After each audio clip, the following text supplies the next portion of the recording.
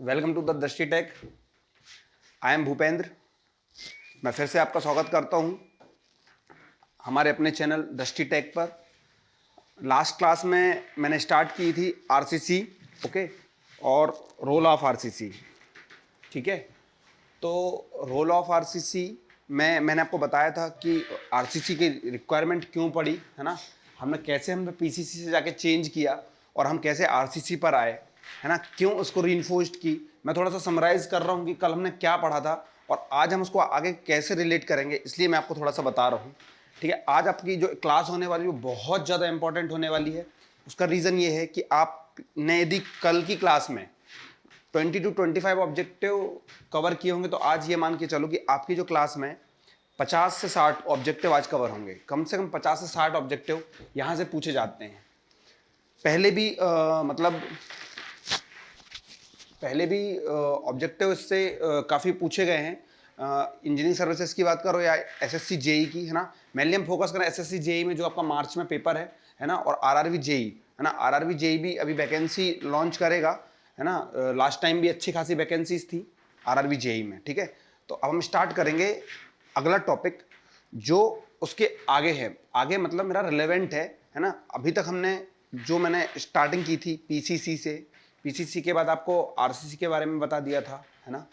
फिर आरसीसी के बाद आगे आके हमने ग्रेड ऑफ कंक्रीट की बात कर ली थी, जिसमें हमने M15, है ना, M15 1:4 रेशो के लिए होता है। फिर, है ना, फिर ऐसे करके मैंने आगे ग्रेडिंग की बात की थी। तो आज मैं उसी के आगे से ही स्टार्ट करूंगा, ठीक है। तो स्टार्ट करते हैं।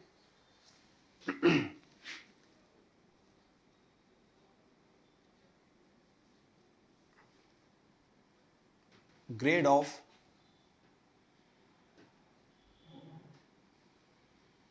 कंक्रीट, ठीक है। सो ग्रेड ऑफ कंक्रीट आप समझ गए होंगे कि what is M stands for, M for mix, है ना। 2025 जो भी उसके आगे नंबर्स लिखा हो वो कैरेक्टरिस्टिक स्ट्रेंथ होती है और उसकी यूनिट होती है न्यूटन पर mm स्क्वायर, ओके, या MPa, है ना। कई बार क्या करता है वो चेंज कर देता है यूनिट्स पे, है ना। 200 लिख देगा, जीपीए में दे देगा, ऐसे यूनिट्स चेंज कर देता है। बट आपको कंफ्यूज नहीं होना है, ठीक है। आपको जो मेमोरी है आपकी, या आपको जो पहले भी आपने यूनिट्स में जो कन्वर्जन्स देखे हैं उनको आपको याद रखना है ना। तो ग्रेड ऑफ कंक्रीट हमने डिसाइड कर ली थी। तो ग्रेड ऑफ कंक्रीट के रिस्पेक्ट में जो प्रपोर्शन है वो भी कई बार क्वेश्चंस में पूछ लिए जाते हैं, ठीक है। तो मैं ग्रेड ऑफ कंक्रीट के रिस्पेक्ट में वर्सेस में आपको प्रपोर्शंस बताता हूं, ठीक है। प्रपोर्शंस किस चीज के?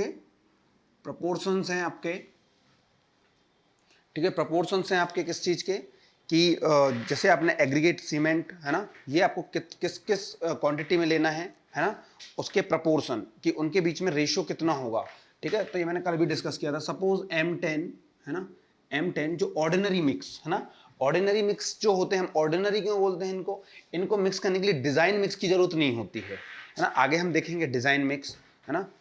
तो M10, ओके, देन M15, ठीक है, M20, ठीक है, M25। इसके आगे देखने की इसलिए जरूरत नहीं है क्योंकि कोड स्पेसिफाई करता है जैसे जैसे आप आगे बढ़ते जाओगे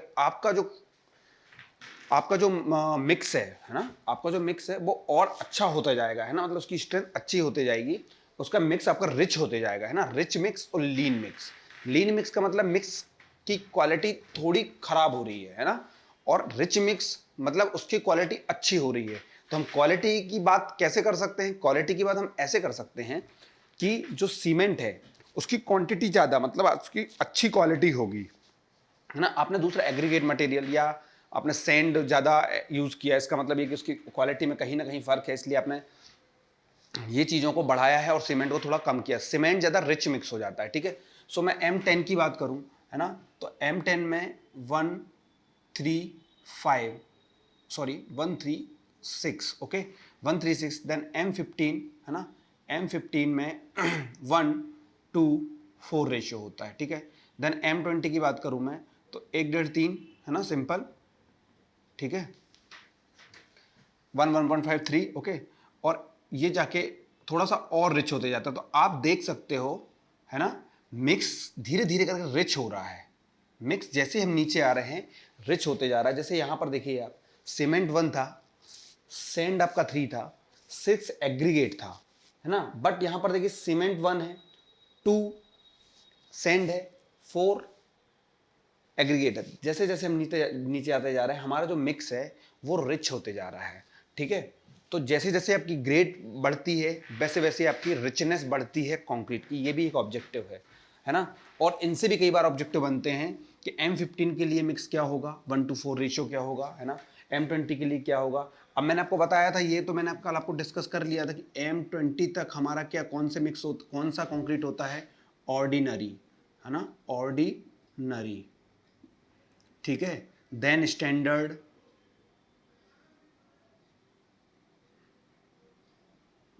ठीक है। देन हाई स्ट्रेंथ कंक्रीट, ठीक है। तो स्टैंडर्ड कंक्रीट, ठीक है, और हाई स्ट्रेंथ कंक्रीट, ठीक है। तो ऐसे करके मैंने आपको दिखाया था कि M20 तक ऑर्डिनरी कंक्रीट होती है जो नॉर्मल मिक्स में चलती है। नॉर्मल मिक्स मतलब उसके लिए कोई डिजाइन मिक्स की जरूरत नहीं होगी, कोई स्पेशल मिक्स की जरूरत नहीं होगी। डिजाइन मिक्स हम टारगेट मीन स्ट्रेंथ से आगे हम डिस्कस करेंगे इन सब चीजों को, है ना। आप बहुत आराम से धीरे धीरे चीजों को कवर कीजिए, हम सारी चीजें कवर करेंगे और बहुत आराम से करेंगे, है ना। मेरे कहने का मतलब सिर्फ इतना है कि आप जो भी चीजें क्लास में कंप्लीट करते हो, जो आप बोर्ड से कॉपी करते हो, उस बोर्ड से जो आप कॉपी करते हो तो उनको एक दो बार पढ़ लीजिए आप, उनसे ही ऑब्जेक्टिव बनेंगे, है ना। उसके बाहर कोई भी ऑब्जेक्टिव नहीं जाएगा, है ना। हम सारी चीजें लगभग कंप्लीट करेंगे और कुछ भी जो भी चीजें आएंगी, है ना, आगे इसके जैसे ही हमारी यूनिट्स या हमारे कुछ टॉपिक्स कंप्लीट होते हैं तो हम कुछ ऑब्जेक्टिव ही करेंगे। तो उन ऑब्जेक्टिव में MCQs में आपको क्या होगा कि क्लियर हो जाएगा कि हम किस पानी पर हमें कितनी चीज समझ में आई है, कितनी चीज समझ में नहीं आई है। आपको जब आप वो ऑब्जेक्टिव करोगे तब देखोगे कि सारा क्लास से ही है, मतलब। और ऐसा नहीं है कि वो ऑब्जेक्टिव मेरे बनाए हुए होंगे, हम ओल्ड क्वेश्चन पेपर, किसी भी प्रैक्टिस, किसी भी एग्जाम्स को देने के लिए एक दिमाग में ये बात डाल लेना चाहिए कि जैसे वो एग्जाम 5 से 7 ईयर्स पहले से हो रहा है, जैसे, है ना। अपन को अपने पास 5-10 ईयर्स के पेपर्स, 20 ईयर्स के पेपर, जितने भी ईयर्स के पेपर्स हैं, आप पेपर बैक लगाइए। वो जो पैटर्न फॉलो करते हैं उस फॉलो को चेंज नहीं होता है ज़्यादा, है ना, क्योंकि कॉन्सेप्ट तो सेम है। तो यहाँ पर मैं बात करता हूँ जैसे M20 और M25, ओके। तो मिक्स क्या हो गया आपका, रिच हो गया, ठीक है। देन ठीक है, कैरेक्टरिस्टिक स्ट्रेंथ मैंने आपको बता दिया था, है ना। कैरेक्टरिस्टिक स्ट्रेंथ के बारे में हमने बात कर ली थी, है ना। तो जो कैरेक्टरिस्टिक स्ट्रेंथ है, ठीक है, कैरेक्टरिस्टिक स्ट्रेंथ के बारे में मैंने आपको बताया था कि कैरेक्टरिस्टिक स्ट्रेंथ क्या होती है, ठीक है। और कैरेक्टरिस्टिक स्ट्रेंथ के बाद मैंने आपको उसका एग्जाम्पल भी बताया था कि कैसे हम कैरेक्टरिस्टिक स्ट्रेंथ को निकाल सकते हैं M15 को लेके, है ना। तो ऐसे कैरेक्टरिस्टिक स्ट्रेंथ M20 को लेके, है ना, कैसे कैरेक्टरिस्टिक स्ट्रेंथ निकालते हैं हम, ठीक है। तो आज हम स्टार्ट करेंगे कुछ मैंने स्पेशल, ये जो क्लास आज की जो क्लास है थोड़ी स्पेशल है। इसका रीज़न ये है कि इसमें मैं आपको जो इन्फॉर्मेशन देने वाला हूँ वो बहुत ज़्यादा इंपॉर्टेंट है। जैसे यही टेबल, इस टेबल से भी नंबर ऑफ क्वेश्चंस आए हुए हैं। पहले बैक पेपर आप उठा के देखेंगे तो जो भी एग्जाम्स SSC JEE RRB में भी आप देखोगे तो इनके बैक में बहुत सारे क्वेश्चंस आए हुए हैं, ठीक है। क्लियर है आप लोगों को। तो इसके बाद जो ग्रेड ऑफ कंक्रीट है, प्रपोर्शन है। इसके बाद हम चलेंगे आगे, ग्रेड ऑफ कंक्रीट से आगे जब हम चलेंगे तो कैरेक्टर की स्ट्रेंथ, है ना। तो कैरेक्टर की स्ट्रेंथ में मैंने आपको बताया था, अब मैं उसके आगे चलूंगा। कैरेक्टरिस्टिक स्ट्रेंथ, कैरेक्टरिस्टिक स्ट्रेंथ, ठीक है। क्या डेफिनेशन बताई थी मैंने कि 5% रिजल्ट्स जो हैं वो उससे, सपोज जैसे आपने 100 क्यूब्स लिए, है ना, मैंने आपको बताया था 5% रिजल्ट से ज़्यादा फेल नहीं होने चाहिए उस स्ट्रेंथ पर। तो वो स्ट्रेंथ आपकी क्या होगी, कैरेक्टरिस्टिक स्ट्रेंथ। कोई भी स्ट्रेंथ कैरेक्टरिस्टिक स्ट्रेंथ होगी, उसके पहले या उससे कम में जो क्यूब है या जो स्ट्रेंथ है वो 5% से कम ज़्यादा नहीं होनी चाहिए। मेरे कहने का मतलब सिर्फ इतना है कि 5% से ज़्यादा फेलियर उसमें नहीं होना चाहिए, 95% उसमें पासिंग होनी चाहिए, है ना। मतलब 5% results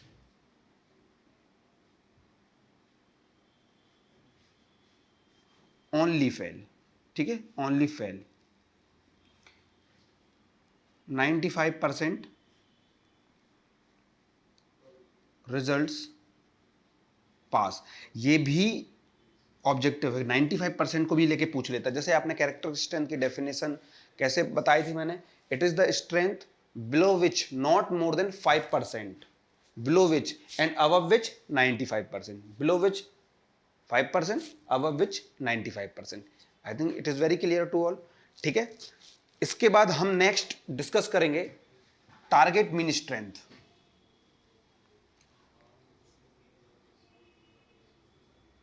target mean strength.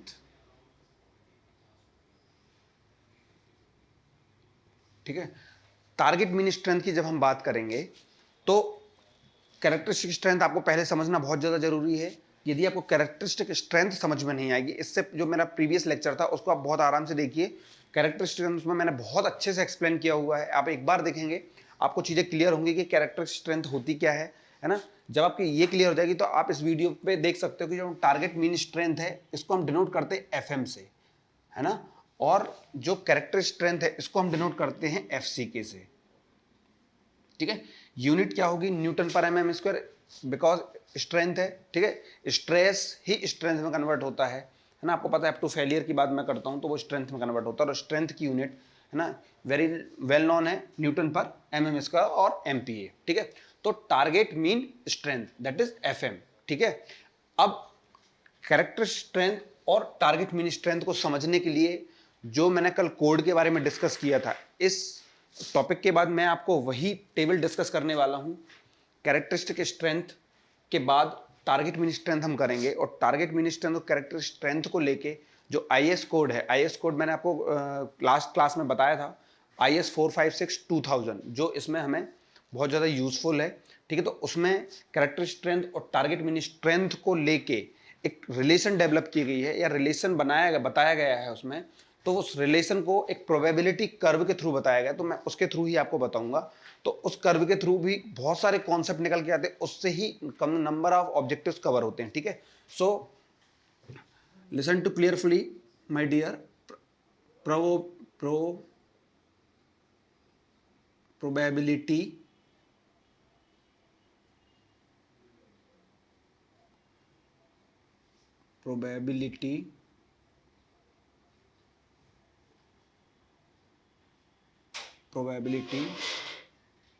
Curve. Okay, so probability curve. ठीक है, तो प्रोबेबिलिटी कर्व जो है जनरली गॉस है ना, गॉसियन मतलब नॉर्मल डिस्ट्रीब्यूशन कर्व है ना, गॉसियन मतलब नॉर्मल डिस्ट्रीब्यूशन कर्व। तो जो फॉलो अप है वो नॉर्मल डिस्ट्रीब्यूशन कर्व का है ना, जो फॉलो करता है वो नॉर्मल डिस्ट्रीब्यूशन फॉलो करता है स्ट्रेंथ, है ना। तो ये एस पर IS 456 है ना, लिख दूं मैं एस पर IS 456-2000। यदि कोई बात आती है कि ये चीज़ कहाँ से आई, तो कहाँ से आई है, क्या रेफर किया अपन ने, IS 456-2000। ठीक है, तो सिंपल है। ठीक है, तो ऐसे कर्व ड्रॉ होगा। ठीक है, ये नॉर्मल डिस्ट्रीब्यूशन का कर्व है। तो जो मैंने स्ट्रेंथ आपको दिखाई थी, इस यहां पर होगी आपकी स्ट्रेंथ, कॉम्प्रेसिव स्ट्रेंथ, ठीक है, या characteristic strength after 28 days, after 28 days. ठीक है, इस एक्सिस पर होगी, एक्स एक्सिस पर, और वाई एक्सिस पर फ्रीक्वेंसी। ओके, वाई एक्सिस पर क्या होगी आपकी फ्रीक्वेंसी। ठीक है, तो मैं बात करूंगा इस कर्व की। तो जैसे सपोज हमने M20 लिया, ठीक है, M20 है हमारा, और M20 में जो मिक्स है, ठीक है, M20 का जो मिक्स है मैंने आपको बताया था 1 रिच होते जाता है। ठीक है, तो ये मिक्स से हमने प्रोपोर्शन बनाया, और हमारे 5% रिजल्ट्स 20 से कम आए। मैंने आपको कल एग्जांपल भी दिया था 17.8 ऐसे, है ना। लास्ट क्लास में जो वीडियो है हमारा, लास्ट वीडियो, उसमें आप देखेंगे कि M20 को लेके मैंने बताया है ना, कैरेक्टरिस्टिक्स जो डिफाइन की है। तो यहाँ कहीं मतलब आप ये मान के चलो यहाँ पर, ठीक है, ये यहाँ पर हमारा 20 है, that is the characteristic strength. ठीक है, मतलब 5% रिजल्ट्स इससे कम है। ठीक है, ये तो ये वैल्यू कितनी होगी, सिर्फ 5%।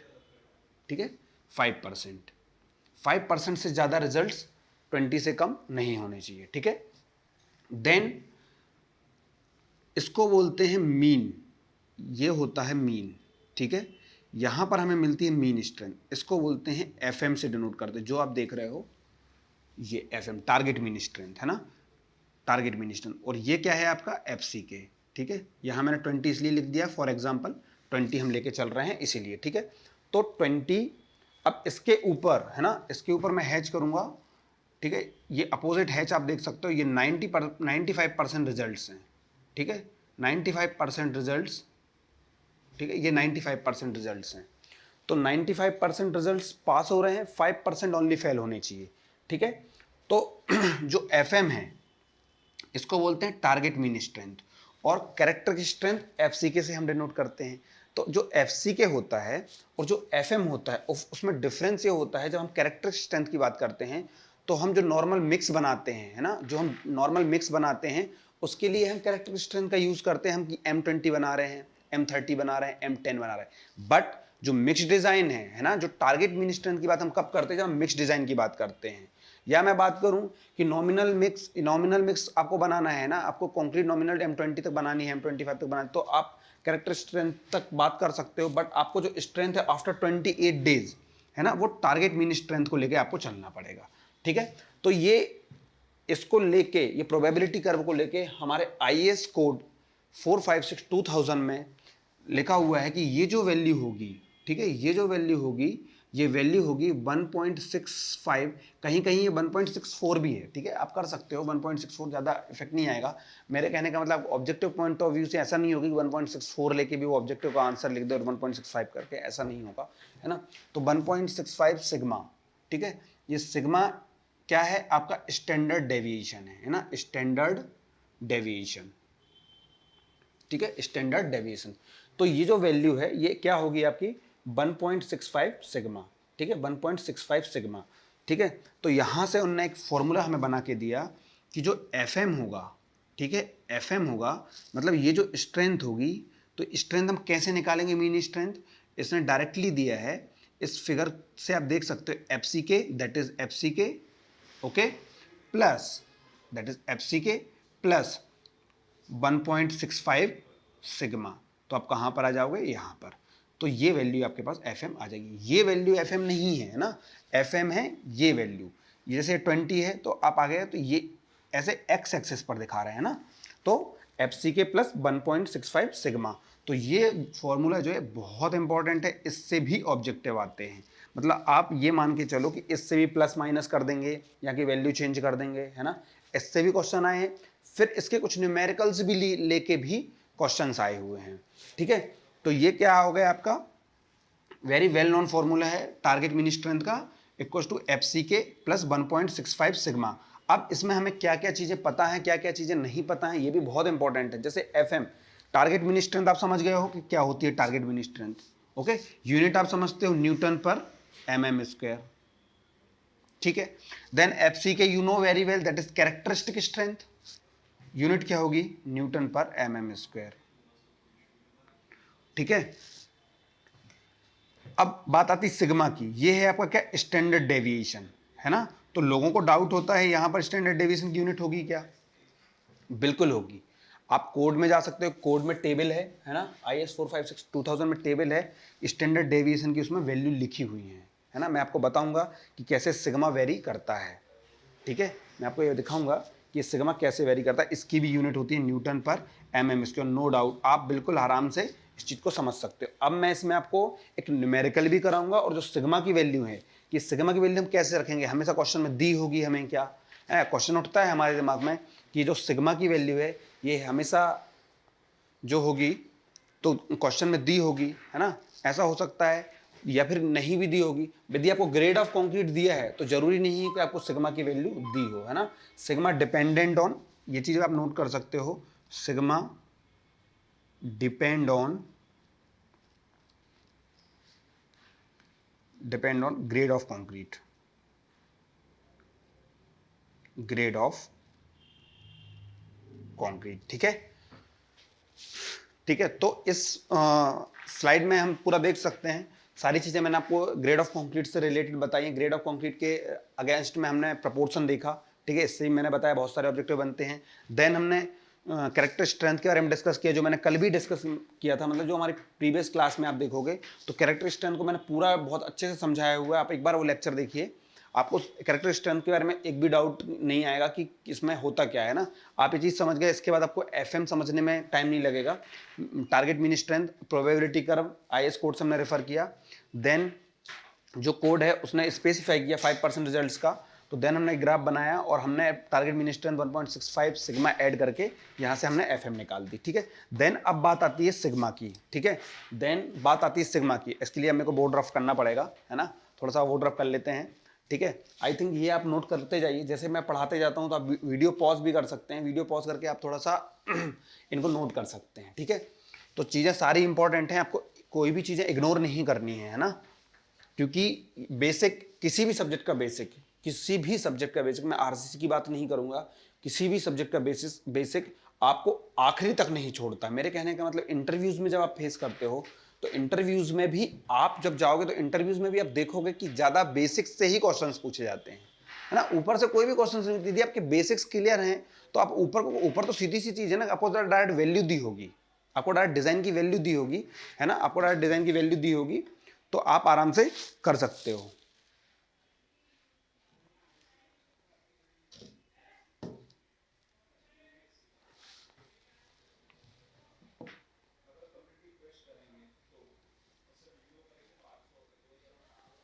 ठीक है, तो पूरा साफ कर लें बोर्ड। तो ये चीज़ें हैं, है ना। तो आपको सारी चीज़ें ध्यान रखनी है ना। तो बेसिक्स बहुत इंपॉर्टेंट है। और जैसे अभी आपको ऐसा लगता होगा क्लास थोड़ी बोरिंग भी होगी, है ना, बट बेसिक्स बहुत इंपॉर्टेंट है तो हमें कवर करने पड़ेंगे, है ना। और बेसिक्स कवर होने के बाद जब आप बीम में आगे भी आप डिजाइन में जाओगे तो आप खुद देखोगे कि एक एक चीज़ कितनी यूज हो रही है। और हमने यदि बेसिक क्लियर कर ली तो आगे हमें ज़्यादा पढ़ने की जरूरत नहीं है ना। किसी भी सब्जेक्ट में बेसिक बहुत इंपॉर्टेंट है, ठीक है। ये मैं यूज करूंगा इसलिए नहीं रफ कर रहा हूं, ठीक है। ये हम थोड़ा सा यूज करेंगे, है ना, ये हम थोड़ा सा यूज करेंगे, इसलिए रफ करने की जरूरत नहीं है उसको।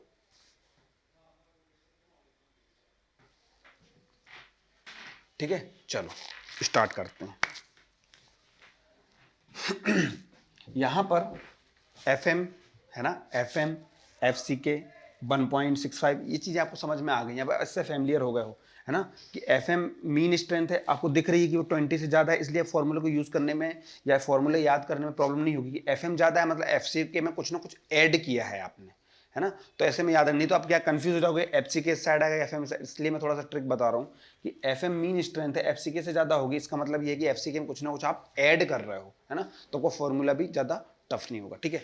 तो मैं आपको सिग्मा जो स्टैंडर्ड डेविएशन है उसकी वैल्यू बताता हूं ग्रेड के रिस्पेक्ट में, है ना। ये एस पर IAS 456 2000 है, ये हमने नहीं बनाई है, ये एस पर IAS 456 2000 है, एस पर IAS 456 2000, ठीक है। मैं सारी चीज़ों की कोड से डायरेक्टली क्वेश्चंस आते हैं तो आपके पास ट्रिक होनी चाहिए कि वो आप रिमेंबर दिमाग में रखो, है ना। इतनी सारी चीज़ें हम पढ़ते हैं, दिमाग में कैसे हो सकती है, तो दिमाग में रखने के लिए कुछ ट्रिक्स होती हैं कि हमें कुछ याद रखना है, थोड़ा थोड़ा याद रखना है, जिससे हमें क्या है दिमाग में रहे, ठीक है। तो एस पर IAS 456 2000 की मैं बात करूँ तो उसने जो टेबल दी है, एक साइड लिखा है उसने grade of concrete, grade of concrete, okay, simple grade of concrete, ठीक है। देन उसने लिखा सिग्मा, और यहाँ पर साइड में लिखा है यूनिट न्यूटन पर mm स्क्वायर, न्यूटन पर mm स्क्वायर, ठीक है। तो grade of concrete, okay. So grade of concrete जैसे M10, ठीक है, M10 टू M15 की बात करूं, ठीक है, M10 और M15 की बात करूं तो डायरेक्टली वो लेता है 3.5, ओके, 3.5 वैल्यू लेता है किसकी, सिग्मा की। डायरेक्टली यहां पर जैसे आपको ग्रेड ऑफ कंक्रीट दिया हो तो आप सिग्मा की वैल्यू क्या ले सकते हो, 3.5 यदि M10 M20 के लिए। अब आपको पता है एफसीके की वैल्यू तो आपको पता है, व्हाट इज एफसीके, यदि आपने 10 लिया तो एफसीके इज 10, ओके। देन यदि 15 लिया तो एफसीके 15, then all value you have known, then FM you can calculate easily, okay. Then M20 to M25, ठीक है। ये जो रेंज है, अब मैं रेंज जो है वो रेंज कोड में गिवन है ना, ये रेंज हमने नहीं बनाई है, ये रेंज जो है IAS 456 2000 में गिवन है। आपको उसमें डाउट नहीं लेना है, आप आराम से उनको मैं बता दूंगा थोड़ा सा कि ऐसे आपका थोड़ा सा दिमाग में ले सकते हो। ठीक है, M20 to M25 में होती है वैल्यू 4, ठीक है 4, ठीक है, मतलब सिग्मा की वैल्यू आपको जब मैं M20 की बात करूं, जैसे आपको डायरेक्टली बोल दिया जाए calculate the target mean strength, I repeat, calculate the target mean strength for M20 concrete, okay, और calculate the target mean strength for M25 concrete, बस इसके बाद आपको FM निकालना है। तो what is the value of FCK? M25 then FCK is 25, M20 then FCK is 20, M10 then FCK is 10, simple है ना, ओके। देन M25 की मैं बात करूं तो M25 के लिए हमारे लिए सिग्मा की वैल्यू क्या है 4, तो यहां पर आपको क्या पुट करना है सिग्मा की प्लेस पर 4, सिंपल है। देन M30 टू M50, ठीक है, M30 टू M50 के लिए वैल्यू है आपकी 5, ठीक है, ये टेबल इसमें गिवन है, किस पर, IS 456 2000 पर ये टेबल गिवन है। इसके बाद जैसे ही आपकी ग्रेड बढ़ती है, मतलब ग्रेड बढ़ती है +5, जैसे मैं बोलूं M55, इसके आगे की टेबल नहीं बनी, फिर मैं आपको बता रहा हूं, जैसे M55 की बात कर रहा हूं, ठीक है, तो M55 पे आपको डायरेक्टली इसमें जो वैल्यू बढ़ानी है वो 1 बढ़ानी है, मतलब इसको क्या कर दोगे आप 6, आया समझ में। जैसे M55 है ना, M55 और M60 में आप क्या ले सकते हो, इसको 6, ठीक है, ऐसे जैसे ही आपके 5 इंक्रीज होगी स्ट्रेंथ, तो वैसे हम क्या इंक्रीज कर देंगे, इसमें 1 इंक्रीज करते जाएंगे, ठीक है। ये टेबल पर नीचे स्टेटमेंट के थ्रू लिखा हुआ है, बट हमें डायरेक्टली M55 का इसलिए भी पूछ सकता है, वो क्या होता है कि क्वेश्चंस की लेवल धीरे धीरे चेंज होते जाता है ना, जैसे हम रिस्पेक्टिव ईयर्स में बढ़ते जाते हैं। सारे एग्जाम्स में ऐसा तो है नहीं कि यदि M50 पूछा है तो नेक्स्ट ईयर भी M50, थोड़ा सा एग्जाम का जो पॉइंट ऑफ व्यू है, एग्जाम का जो पूछने का तरीका धीरे धीरे टफ होते जाता है। तो जैसे ही वो पूछेगा M50 तक, तो उसके बाद उसको पता है टेबल में आपको टेबल नेचुरली जो टेबल है, मतलब आपको जो कोड आप देखोगे तो कोड में आपको डायरेक्टली टेबल नहीं मिलेगी, स्टेटमेंट लिखा हुआ है। तो कुछ लोग क्या करते हैं, टेबल पढ़ लेते हैं, उसके नीचे नहीं पढ़ते हैं, तो आपको टेबल के नीचे जो स्टेटमेंट लिखा है एक लाइन का, वो स्टेटमेंट पढ़ना है कि आगे कैसा होता है। तो 5 जैसे इंक्रीज होता है ना, जब 30 35 भी ग्रेड होती है, ऐसी 50 ग्रेड होती है, 55 ग्रेड होती है, तो उसमें डायरेक्टली क्या इंक्रीज कर रहे हैं वो 1 न्यूटन पर mm स्क्वायर उसको इंक्रीज कर देंगे, ठीक है। अब हम एक छोटा सा एग्जांपल भी लेंगे जिसके थ्रू हम इसको कंप्लीट करेंगे कि यदि FCK से कोई भी क्वेश्चन हमारा बन जाए, तो FM FCK से हमारा कोई भी क्वेश्चन बन जाए तो हम वो गलत नहीं करेंगे, है ना, मतलब इस न्यूमेरिकल्स के थ्रू, ठीक है। तो आप एक छोटा सा क्वेश्चन ले सकते हो, फॉर एग्जाम्पल, ठीक है, for example calculate the FM, है ना, मैं डायरेक्टली FM लिख रहा हूं, target mean strength for M25 concrete, ठीक है।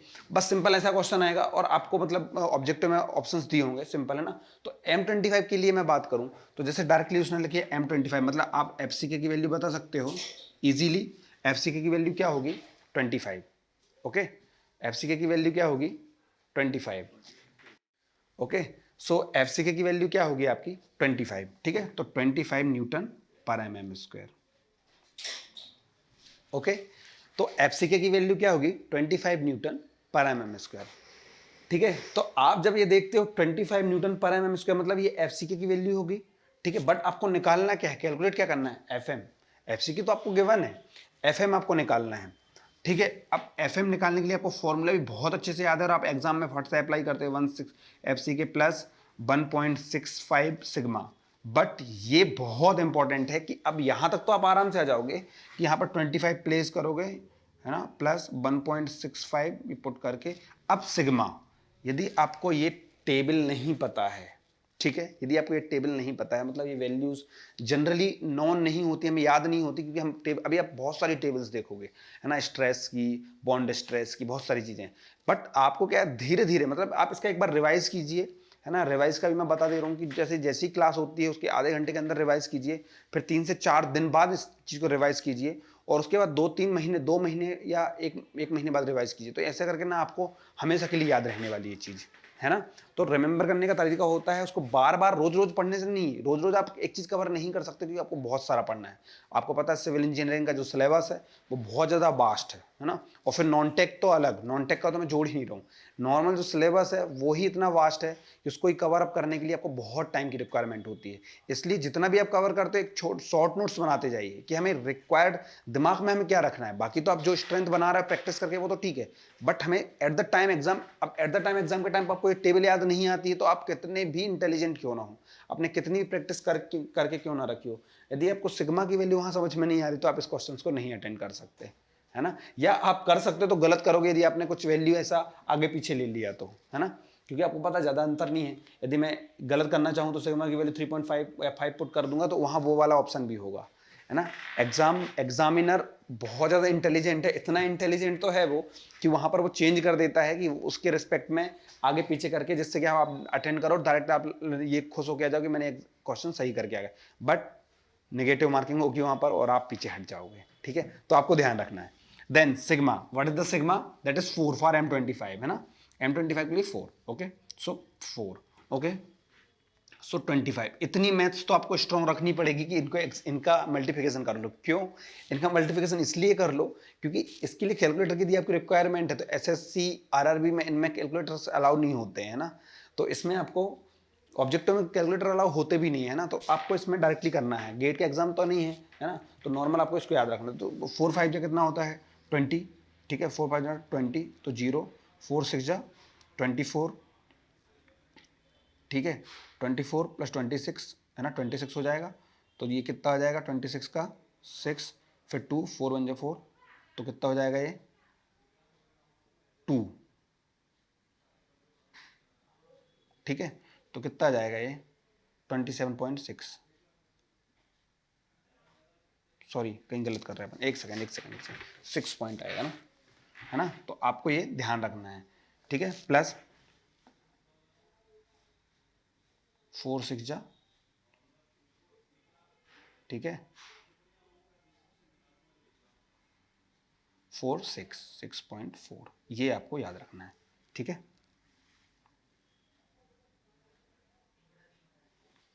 गलत हो रहा है क्या, सॉरी, ये कैलकुलेटर्स की प्रैक्टिस है ना, इस वजह से ऐसा हो रहा है, तो आपको ऐसा ध्यान रखना है। तो कितना आ जाएगा 31.6, ठीक है, 31.6। अच्छा मैं उससे कंफ्यूज हो रहा था कि 1.64 भी कहीं लिया हुआ है एग्जाम्पल, है ना, 1.64 भी लेते हैं, तो आपको ध्यान रखना है, ठीक है। तो 31.6, ठीक है, 31.6 न्यूटन पर एम, यूनिट हमेशा आपको याद रखनी है, न्यूटन पर mm², ठीक है। तो ये आपको ध्यान रखना है, ठीक है। यदि आप यहाँ पर 1.64 लेते, जैसे यहाँ पर आप 1.64 लेते तो 6 पॉइंट, है ना, 6.5 आता है यहाँ पर, है ना, और यहाँ पर 31.5 आता है, ज़्यादा अंतर नहीं होता। और ऐसे भी यूनिट जो भी आपको यहाँ वैल्यू मिलेगी तो आपको ऐसे नहीं मिलेंगे 31.5 13.6, ऐसा नहीं मिलेगा। क्यों, क्योंकि इसकी वैल्यू कहीं 1.65 भी है। मैंने जो टेक्स्ट बुक की बात करूँ, मैंने पहले ही बहुत भी टेक्स्ट बुक देखी हैं पूनमिया, उसमें 1.65 है, 1.64 है, कोड में भी है ना, तो कोड में 1.65 है ना, तो आप देख सकते हो कोड में 1.65 है, 1.64 है। अब तो कोड की फोटोकॉपीज होने लगी हैं, है ना, तो ये चीज़ आप देख सकते हो। तो नॉर्मल आप इस क्वेश्चन को कॉपी बहुत अच्छे से कर सकते हो क्योंकि इस क्वेश्चन से ही भी बहुत क्वेश्चन आए हुए हैं, है ना।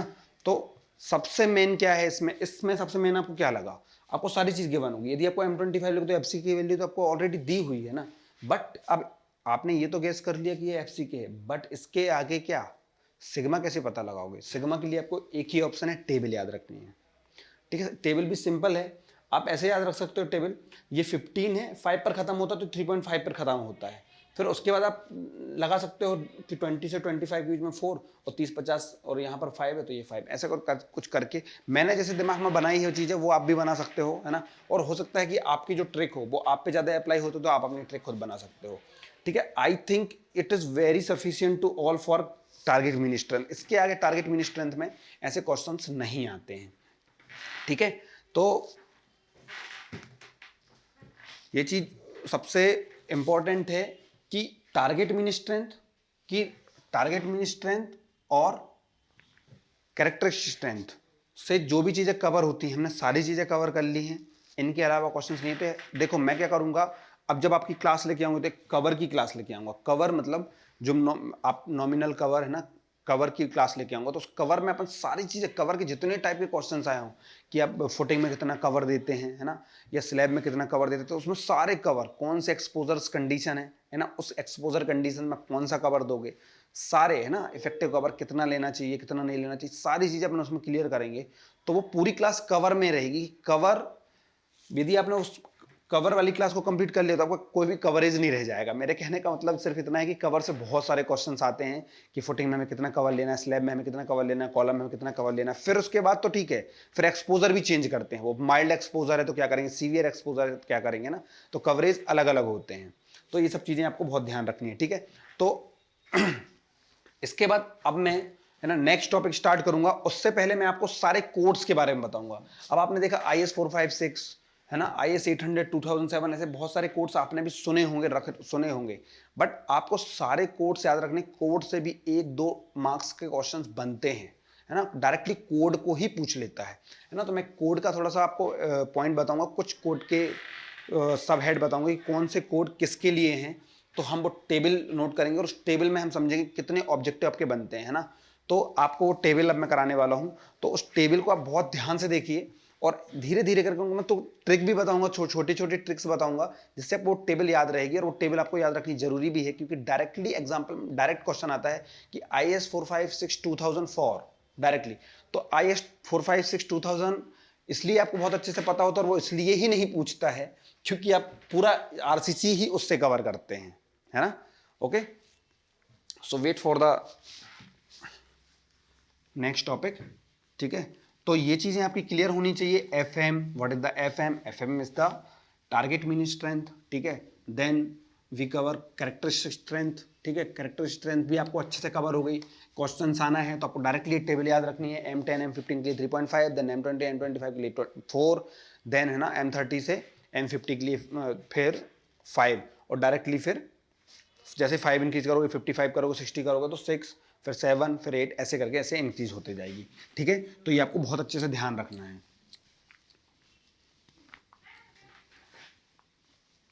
ठीक है। अब यही मैं आपसे बात कर रहा था कि स्टेटमेंट्स के टर्म में, स्टेटमेंट के टर्म में ही होता है। देखो IS 456 में डायरेक्टली टर्म में, स्टेटमेंट में लिखा हुआ कि जैसे ही आप 5 बढ़ाते हो, किस में 5 बढ़ाते हो, जैसे ही आप ग्रेड ऑफ कंक्रीट में 5 बढ़ाते हो, 50 से 55 करते हो, तो आपको 1 स्टैंडर्ड डेविएशन इंक्रीज करना है, ठीक है। मैं एक क्वेश्चन और पूछता हूं आपसे इसमें, कि एक सिंपल सा क्वेश्चन है, स्टैंडर्ड डेविएशन का ही है ना, थोड़ा सा आपको विजुअल होगा, ठीक है। ये देखिए, जैसे मैंने ये बनाया है ना, सिंपल एक नॉर्मल डिस्ट्रीब्यूशन ऐसा बनाया, और एक ऐसा बनाया, और एक ऐसा बनाया, ठीक है। इसमें आपको पता है ये इसमें फ्रीक्वेंसी होगी y एक्सिस पर, है ना। x एक्सिस पर हमारा क्या होगा, स्ट्रेंथ, ठीक है। मैं डायरेक्टली स्ट्रेंथ में सारी चीज़ें कवर करा चुका हूँ ऑलरेडी, ठीक है, बट यहाँ पर सिर्फ मैं कुछ बताना चाह रहा हूँ, है ना। तो मेरे को ये बताइए, यदि मैंने ये किसी कंक्रीट के लिए ये ग्राफ बनाया और किसी कंक्रीट के लिए ये ग्राफ बनाया, सेकंड वाला, ये फर्स्ट है गया, ये सेकंड हो गया, और ये थर्ड, ठीक है। ऐसे मैंने 3 ग्राफ बनाए, ठीक है, दिख रहे हैं आपको नॉर्मल डिस्ट्रीब्यूशन। ऐसे मैंने जब 3 ग्राफ बनाए, तो इन 3 ग्राफ में मैं यदि पूछूं कि बेटर क्वालिटी का कंक्रीट कौन सा होगा, है ना, यहाँ पर तो फ्रिक्वेंसी है, यहाँ पर स्ट्रेंथ है ना, एक्स एक्सिस पर। तो फ्रिक्वेंसी हमें ये नहीं बताएगी कि कौन सी कंक्रीट अच्छी होगी, है ना। तो इसमें आप गैस कर सकते हो कि कौन सी कंक्रीट अच्छी होगी, है ना। इस पे हमें गैस करने के लिए याद रखना, जहां भी स्टैंडर्ड डेविएशन या डेविएशन सिंपल डेविएशन की मैं बात करूं, जहां पर स्ट्रेंथ में डेविएशन ज़्यादा है ना, जहां पर भी स्ट्रेंथ में डेविएशन ज़्यादा है, इसका मतलब उसकी स्ट्रेंथ क्या होगी, अच्छी नहीं होगी, वो कंक्रीट जो होगी बैड क्वालिटी की होगी, है ना। डेविएशन ज़्यादा मतलब कंक्रीट होगा आपका किस क्वालिटी का होगा, बैड बैड क्वालिटी का कंक्रीट होगा, ठीक है, वेड क्वालिटी का कंक्रीट होगा, है ना। तो जैसे जैसे डेविएशन कम होते जाता है, तो कंक्रीट का जो स्ट्रेंथ है, या मैं बात करूं कि कंक्रीट की जो क्वालिटी है वो अच्छी होते जाती है। तो आप ये लाइन नोट कर सकते हो, है ना। ऐसा भी ऑब्जेक्टिव बनाया हुआ है पहले कि डायरेक्टली डेविएशन, ठीक है, स्टैंडर्ड डेविएशन इंक्रीजेस मतलब डेविएशन इंक्रीजेस, डेविएशन ज़्यादा हो रहा है, ज़्यादा वेराइटी हो रही है, ज़्यादा वेरिएशन हो रहा है, तो क्वालिटी जो होगी, क्वालिटी जो होगी वो आपकी खराब होगी, ठीक है। और डेविएशन आपका कम होगा, डेविएशन आपका कम होगा मतलब उसकी क्वालिटी क्या होगी, अच्छी होगी, ठीक है। उसकी क्वालिटी क्या होगी, ठीक है, अच्छी होगी, ठीक है। तो अब आप बता सकते हो कि जो सबसे ऊपर वाला कर्व है, नंबर 1 का कर्व बात करूं तो एक गुड क्वालिटी कंक्रीट है ना, गुड क्वालिटी कंक्रीट है, क्योंकि आपका स्टैंडर्ड डेविएशन कम हो रहा है। देखिए डेविएशन कम हो रहा है इस पे, है ना, इसमें डेविएशन ज़्यादा हो रहा है, इसमें इससे कम हो रहा है ना। जितना ज़्यादा डेविएशन मतलब कंक्रीट की क्वालिटी उतनी खराब है ना, तो ये गुड क्वालिटी की बोल सकते हो, इसको आप मॉडरेट बोल सकते हो, ठीक है, क्योंकि हम तीन की बात कर रहे हैं इसलिए। और इसको बैड क्वालिटी की कंक्रीट आप बोल सकते हो, मतलब, है ना। तो आप इसको बोल सकते हो कि ज़्यादा स्ट्रेंथ की कंक्रीट मतलब कैरेक्टर स्ट्रेंथ उसकी ज़्यादा है, ठीक है। तो वो आपको कब मिलेगा, तब आपके जब आपको डेविएशन कम होगा, ठीक है। तो इस पर भी ऑब्जेक्टिव पहले पूछा गया है।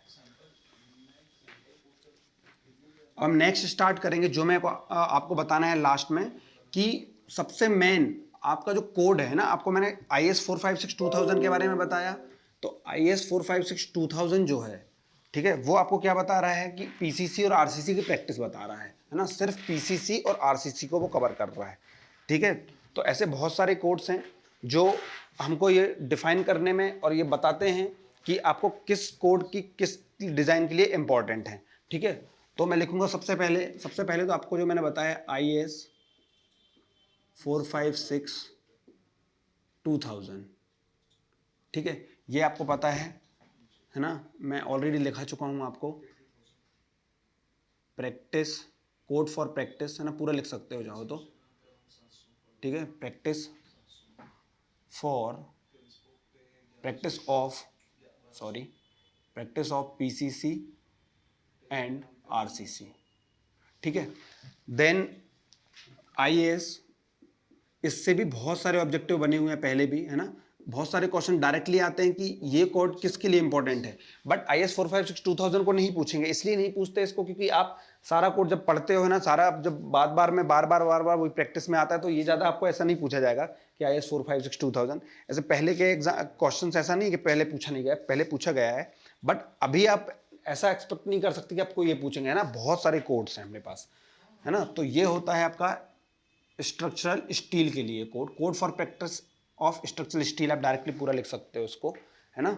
देन IAS 33070, ठीक है, ये होता है, जो होता है ये कोड होता है आपका, ठीक है। IS 3370 जो कोड होता है आपका लिक्विड रिटेनिंग स्ट्रक्चर के लिए होता है, liquid retaining structure, okay, liquid retaining structure के लिए होता है। तो लिक्विड रिटेनिंग स्ट्रक्चर जैसे वाटर टैंक, है ना, वाटर टैंक्स हो गए, तो इसमें लिक्विड रिटेनिंग स्ट्रक्चर्स होते हैं, ठीक है।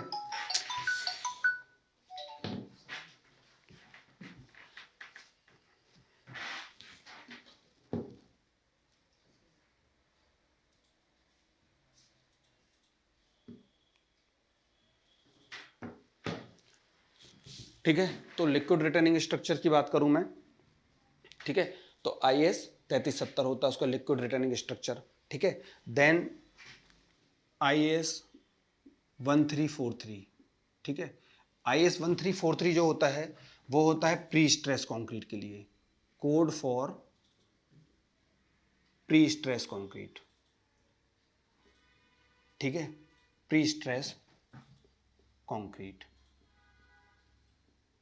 Code for pre stress concrete, okay. Then IS 1893 होता है, ठीक है, कोड फॉर अर्थक्वेक डिजाइन, ठीक है, अर्थक्वेक डिजाइन।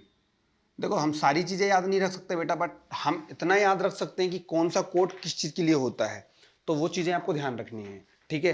देन होता है IS 10262, ठीक है, ये कोड होता है कोड फॉर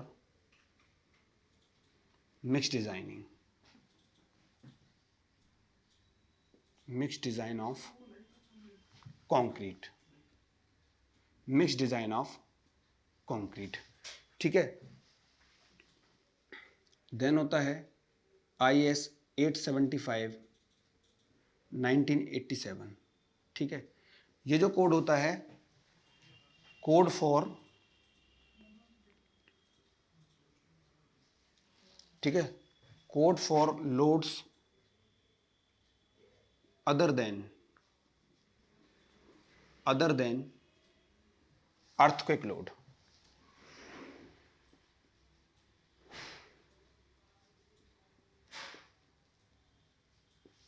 ठीक है। तो अब ये IS 875 है, इसके पार्ट्स होते हैं ना, IS 875 1987 के पार्ट्स होते हैं।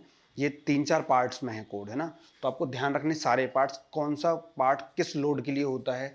जैसे मैं बात करूं IS 875 फर्स्ट पार्ट की बात करूं, है ना, फर्स्ट पार्ट की बात करूं, तो वो होता है आपका डेड लोड के लिए,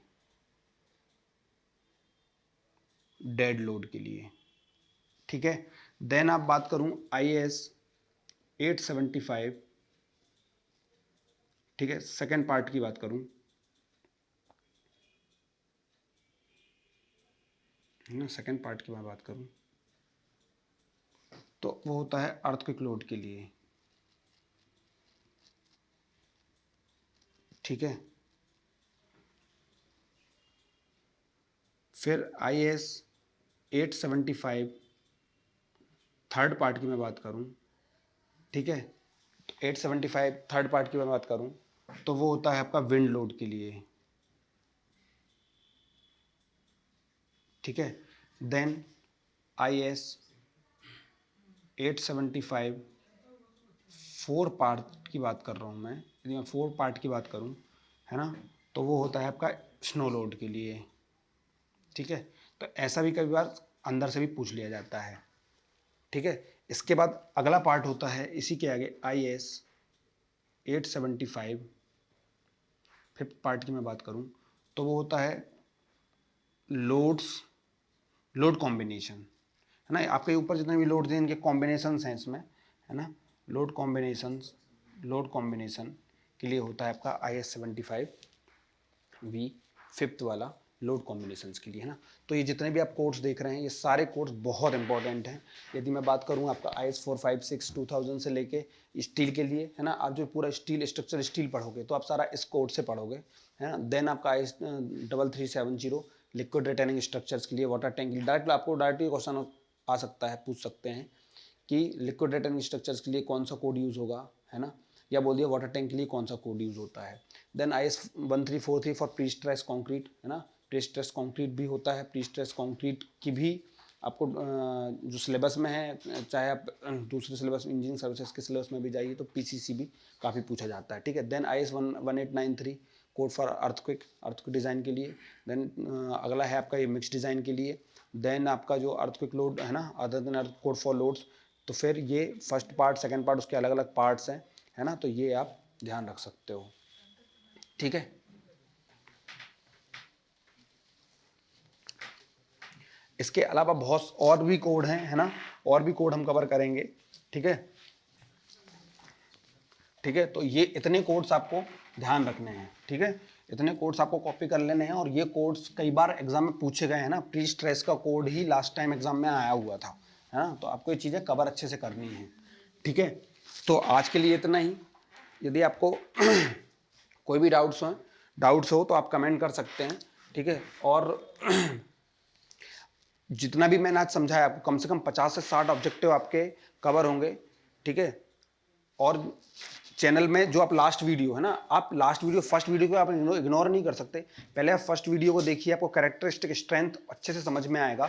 और मैंने जो स्टार्ट किया PCC, है ना, RCC में हम कैसे आए, कैसे हमने उसको डिज़ाइन मैंने बताया, है ना, बहुत सारे स्टैंडर्ड मैंने आपको बताए। वहाँ से आप आके फिर आप उसके बाद सेकेंड वीडियो देखिए। दोनों वीडियो में आपको समझ में आएगा कि कैसे हमने कैरेक्टर स्ट्रेंथ और कैसे हमने सारी चीज़ें कवर करी हैं, ठीक है। तो लाइक और सब्सक्राइब कीजिए चैनल को, है ना, और ज़्यादा से ज़्यादा शेयर कीजिए। पसंद आया हो तो शेयर कीजिए, ठीक है, थैंक यू सो मच।